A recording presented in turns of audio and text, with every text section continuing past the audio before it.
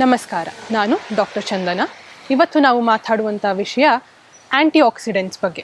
ಆ್ಯಂಟಿ accidents ಅಂದರೆ ಏನಪ್ಪ ಅಂತ ಕೇಳಿದ್ರೆ, ನ್ಯಾಚುರೋಪತಿಯಲ್ಲಿ ನಾವು ಡಯಟ್ಗೆ ತುಂಬ ಮುಖ್ಯ ಕೊಡ್ತೀವಿ, ವೆಯ್ಟ್ ಲಾಸ್ಗೆ. ಈ ವೆಯ್ಟ್ ಲಾಸ್ ಡಯಟ್ನಲ್ಲಿ ನಮಗೆ ಬೇಕಾಗಿರುವಂತಹ ತುಂಬ ಇಂಪಾರ್ಟೆಂಟ್ ಕ್ವಾಲಿಟೀಸ್ ಇರುತ್ತೆ. ಅದರಲ್ಲಿ one of the quality one of the factor anti accidents.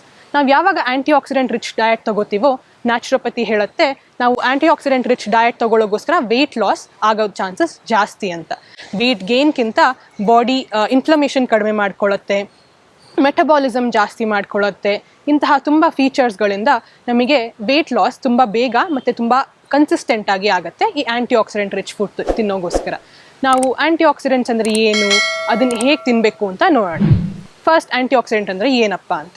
Anti accidents ನಮ್ಮ ಫೂಡಲ್ಲಿ ಇರುವ ಮಾಲಿಕ್ಯೂಲ್ಸ್ ಅಥವಾ ಸಣ್ಣ ಪಾರ್ಟಿಕಲ್ಸ್, ಅದು ನಮ್ಮ ದೇಹದಲ್ಲಿರುವಂಥ ಫ್ರೀ ರ್ಯಾಡಿಕಲ್ ಅಥವಾ ಈ ಆಕ್ಸಿಡೇಟಿವ್ ಸ್ಟ್ರೆಸ್ ಏನಿರುತ್ತೆ ನಮ್ಮ ದೇಹದಲ್ಲಿ, ಅದನ್ನು ಕಡಿಮೆ ಮಾಡೋದಕ್ಕೆ ಅಥವಾ ಅದನ್ನು ಕೌಂಟರ್ ಮಾಡೋದಕ್ಕೆ ಒಂದು ಇಂಪಾರ್ಟೆಂಟ್ ಆಗಿರುವಂತಹ ಒಂದು ಮಾಲಿಕ್ಯೂಲ್ಸ್.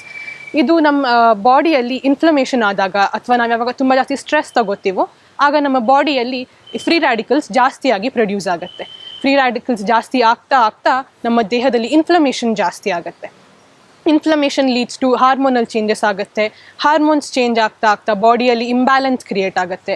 ಈ ಇಂಬ್ಯಾಲೆನ್ಸ್ನ ಕೌಂಟರ್ ಹೆಂಗೆ ಮಾಡೋದು, ಅದನ್ನು ಹೇಗೆ ಸರಿ ಮಾಡ್ಕೋಬೇಕು ಅಂತ ನಮಗೆ ಗೊತ್ತಿರಲ್ಲ. ನಾವು ಎಷ್ಟೊಂದು ಪ್ರಾಕ್ಟೀಸಸ್ ಮಾಡ್ತಿರ್ತೀವಿ, ನಾವು ಡಯಟಲ್ಲಿ ಏನೋ ಮಾಡೋಕ್ಕೆ ಹೋಗ್ತಿರ್ತೀವಿ, ನಾವು ಫಿಸಿಕಲ್ ಆ್ಯಕ್ಟಿವಿಟಿ ಮಾಡ್ತೀವಿ, ಆದರೂ ನಮ್ಮ ಬಾಡಿಯಲ್ಲಿ ಯಾಕೆ ಆ ಸ್ಟ್ರೆಸ್ ರೆಸ್ಪಾನ್ಸ್ ಆಗ್ತಿದೆ, ಯಾಕೆ ಇನ್ಫ್ಲಮೇಷನ್ ಜಾಸ್ತಿ ಆಗ್ತಿದೆ ಅಂತ ನೋಡೋಕ್ಕೆ ನಮಗೆ ಗೊತ್ತಾಗ್ತಿರಲ್ಲ.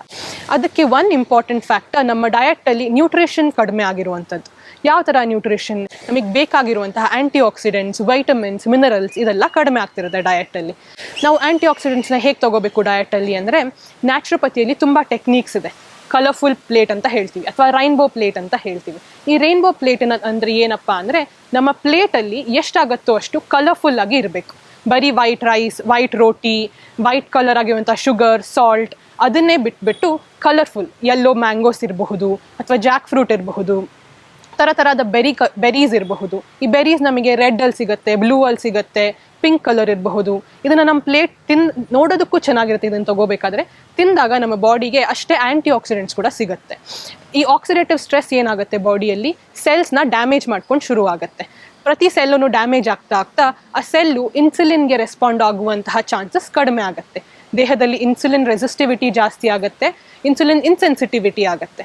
ಈ ಇನ್ಸೆನ್ಸಿಟಿವಿಟಿಯಿಂದ ಬಾಡಿ ನಮಗೆ ಶುಗರಿಗೆ ರೆಸ್ಪಾಂಡ್ ಆಗೋದು ಕಡಿಮೆ, ಗ್ಲೂಕೋಸ್ ಅಪ್ಟೇಕ್ ಕಡಿಮೆ ಆಗುತ್ತೆ. ಇದೆಲ್ಲ ಆಗ್ತಾ ಆಗ್ತಾ ದೇಹ ನಾವು ಜಾಸ್ತಿಯಾಗಿ ಒಬೇಸ್ ಆಗೋಕ್ಕೆ ಚಾನ್ಸಸ್ ಇದೆ, ವೆಯ್ಟ್ ಗೇನ್ ಆಗ್ತಾ ಹೋಗ್ತೀವಿ. ಈ ವೆಯ್ಟ್ ಗೇನ್ನ ಹೇಗೆ ಕೌಂಟರಾಕ್ಟ್ ಮಾಡಬೇಕು, ಆ್ಯಂಟಿ ಆಕ್ಸಿಡೆಂಟ್ಸ್ನ ಹೇಗೆ ಇನ್ಕಾರ್ಪೊರೇಟ್ ಮಾಡ್ಕೋಬೇಕು, ಅದನ್ನು ಹೇಗೆ ತೊಗೋಬೇಕು ನಮ್ಮ ಡಯಟಲ್ಲಿ ಅಂತ ನೋಡೋಣ. ಫಸ್ಟ್, ನಾವು ಇಂಪಾರ್ಟೆಂಟಾಗಿ ಆ್ಯಂಟಿ ಆಕ್ಸಿಡೆಂಟ್ಸ್ನ ನಮ್ಮ ರೈನ್ಬೋ ಪ್ಲೇಟಲ್ಲಿ ನೋಡಿದ್ವಿ.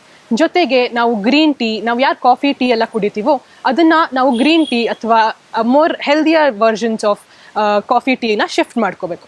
ಗ್ರೀನ್ ಟೀಯಲ್ಲಿರುವ ಪಾಲಿಫಿನಾಲ್ಸ್ ಮತ್ತು ಫ್ಲಾವನಾಯ್ಡ್ಸ್ ಅದೆಲ್ಲ ಏನು ಮಾಡುತ್ತೆ, ನಮ್ಮ ದೇಹದಲ್ಲಿರುವ ಮೆಟಬಾಲಿಸಮ್ ಅದನ್ನು ಜಾಸ್ತಿ ಮಾಡುತ್ತೆ. ಮೆಟಬಾಲಿಸಮ್ ಅಂದರೆ ಏನು, ನಾವು ದೇಹದಲ್ಲಿ ನಾವು ತಿನ್ನುವ ಆಹಾರ ಡೈಜೆಸ್ಟ್ ಆಗುವ ಮತ್ತು ಅದನ್ನು ಅಸಿಮಿಲೇಟ್ ಮಾಡ್ಕೊಳ್ಳೋಂಥ, ಅದನ್ನು ಎನರ್ಜಿಯಾಗಿ ಕನ್ವರ್ಟ್ ಮಾಡ್ಕೊಳ್ಳೋಂಥ ಒಂದು ಪ್ರಾಸೆಸ್ನ ನಾವು ಮೆಟಬಾಲಿಸಮ್ ಅಂತ ಹೇಳ್ತೀವಿ. ಈ ಮೆಟಬಾಲಿಸಮ್ ಜಾಸ್ತಿ ಆಗ್ತಾ ಆಗ್ತಾ ನಮ್ಮ ದೇಹದಲ್ಲಿ ನಮ್ಮ ವೆಯ್ಟ್ ಲಾಸ್ ಜಾಸ್ತಿ ಆಗುತ್ತೆ. Naturopathy believes in stronger metabolism, healthier metabolism for more better weight loss.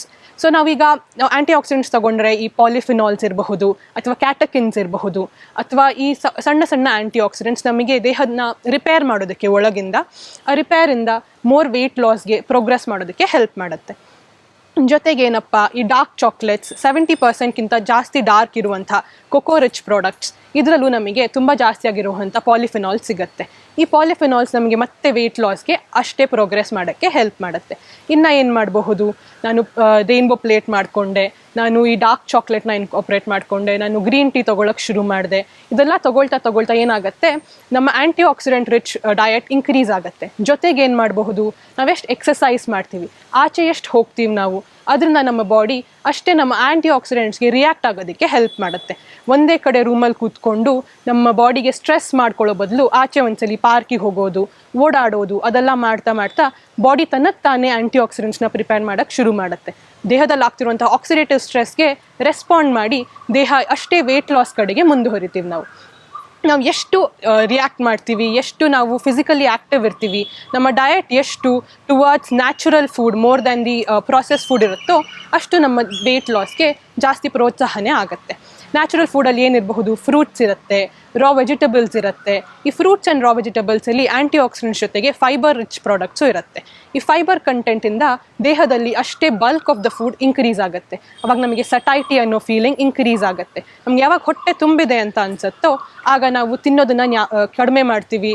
ಜೊತೆಗೆ ನಮಗೆ ಅಪಟೈಟ್ ಇರಲ್ಲ, ರಿಯಲ್ ಹಂಗರ್ ಇರುತ್ತೆ. ನನಗೆ ಹೊಟ್ಟೆ ಹಸಿತಿದೆ ಅಂತ ಅನ್ಸುತ್ತೆ, ಅದ್ರ ಬದಲು ನನಗೆ ಇದು ನೋಡಿದಾಗ ಇದನ್ನು ತಿಂತೀನಿ ಅನ್ನೋ ಬದಲು ವಿಲ್ ಹ್ಯಾವ್ ರಿಯಲ್ ಹಂಗರ್. ಆ ಹಂಗರಿಗೆ ನಾವು ರಿಯಾಕ್ಟ್ ಮಾಡೋದಕ್ಕೆ, ರೆಸ್ಪಾಂಡ್ ಮಾಡೋದಕ್ಕೆ ಈ ಆ್ಯಂಟಿ ಆಕ್ಸಿಡೆಂಟ್ಸ್ ತುಂಬ ಹೆಲ್ಪ್ ಮಾಡುತ್ತೆ. ಇದಕ್ಕೆ ನಮ್ಮ ಡಯಟಿನಲ್ಲಿ ನಾವು ಎಷ್ಟಾಗುತ್ತೋ ಅಷ್ಟು ರಾ ವೆಜಿಟಬಲ್ಸ್, ಗ್ರೀನ್ ಲೀಫಿ ವೆಜಿಟಬಲ್ಸ್ ಜೊತೆಗೆ ಫ್ರೂಟ್ಸ್ ಆಗಿರಲಿ ಇದನ್ನೆಲ್ಲ ಇನ್ಕ್ಲೂಡ್ ಮಾಡ್ಕೋಬೇಕು. ಜೊತೆಗೆ ನಟ್ಸ್ ಇರಲಿ, ಸೀಡ್ಸ್ ಇರಲಿ, ಇದರಲ್ಲಿ ಸೆಲೀನಿಯಂ ಕಂಟೆಂಟ್ ಜಾಸ್ತಿ ಇರುತ್ತೆ. ಸೆಲೀನಿಯಂ, ವಿಟಮಿನ್ ಸಿ ಇನ್ ಸಿಟ್ರಸ್ ಫ್ರೂಟ್ಸ್ ಇದನ್ನೆಲ್ಲ ನಮ್ಮ ಡಯಟಿಗೆ ಆ್ಯಡ್ ಮಾಡ್ತಾ ನಮ್ಮ ಡಯಟ್ ಎಷ್ಟಾಗುತ್ತೋ ಅಷ್ಟು ಆ್ಯಂಟಿ accident rich, reduction of free radicals ಕಡೆಗೆ ಹೋಗ್ತೀವಿ. ಅದನ್ನು ನಮಗೆ ವೆಯ್ಟ್ ಲಾಸ್ ತುಂಬ ಜಾಸ್ತಿ ಆಗುತ್ತೆ. ಸೊ ನಾವು ಎಷ್ಟಾಗುತ್ತೋ ಅಷ್ಟು ನಮ್ಮ ಬ್ಯಾಲೆನ್ಸ್ ಡಯಟ್ ಜೊತೆಗೆ ಒಂದು ಆ್ಯಂಟಿ ಆಕ್ಸಿಡೆಂಟ್ ರಿಚ್ ಡಯಟ್ ತೊಗೋಬೇಕು ಅಂತ ಹೇಳ್ತಾ ಇವತ್ತಿನ ಎಪಿಸೋಡ್ ಮುಗಿಸೋಣ. ನಮಸ್ಕಾರ. ನೆಕ್ಸ್ಟ್ ಎಪಿಸೋಡಲ್ಲಿ ನಾವು ಹೇಗೆ ನಾವು ವೆಯ್ಟ್ ಲಾಸ್ ಮಾಡೋದಕ್ಕೆ ಹಾರ್ಮೋನ್ಸ್ ಕಾರಣ ಅದು ಎಲ್ಲ ನೋಡೋಣ.